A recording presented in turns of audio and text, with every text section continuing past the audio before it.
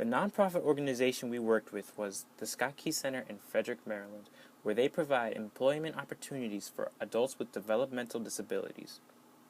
At the Scott Key Center, the employees perform various jobs such as tea packaging, rain barrel production, mailing services, art, and horticulture. During our first visit to the Scott Key Center, we were shown all the stations where these jobs took place. We noticed that in the greenhouse they had an abundance of poinsettias. These plants are in high demand from the Scott Key Center during the fall, which is why they produce so many. Something that stood out for us was that our client, Janice, was the only one at the Scott Key Center who could effectively water these poinsettias. And even she required some assistance with the use of a hose. The main reason she required assistance was because of the fragility of those poinsettias. We learned that the poinsettia is a unique plant in that its petals have the special property to change colors to those around it, and that to protect the flower, the petals and leaves cannot be wet.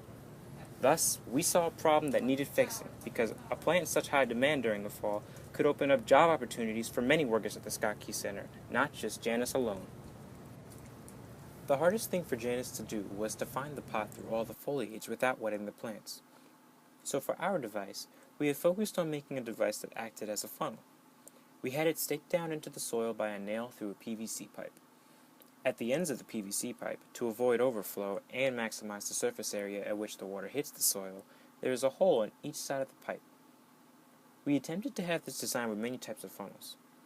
The larger, protruding type funnel proved to be most useful because it prevented the overflow of water and was easily identifiable by Janice. We found that Janice was able to water the plants with much greater ease when a larger funnel was attached, and thought it would be most beneficial for Janice and the other employees if we used this one. Further improvements to our device would be to have the funnel brightly colored to make it even easier to see. Our main goal in our assistive device design was to increase Janice's independence and increase her efficiency. By allowing Janice to complete the job independently, other employees would be able to perform this task successfully as well as Janice.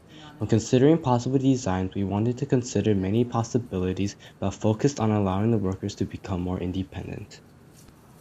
We would also like to have the funnel more tightly secured to the pot to prevent any movement, as Janice suggested herself. The uniqueness of our device is that we focus on making it not only easy to see and use, but specific to the needs of Janice and other employees at the Scott Key Center, in order to make their lives easier and their careers extend even further. To make sure we did exactly this, we then asked Janice what she thought about our device. How do you like the new device to be? I think it works very well compared, with the hose and such, because the hose does not work as good. And with this, it's going to be a lot more easier for us. Okay, I got you. Is there anything you would want us to do to improve the funnel? Well, maybe if it would just go in and not move around as much, it would just stay in one place. Okay, cool.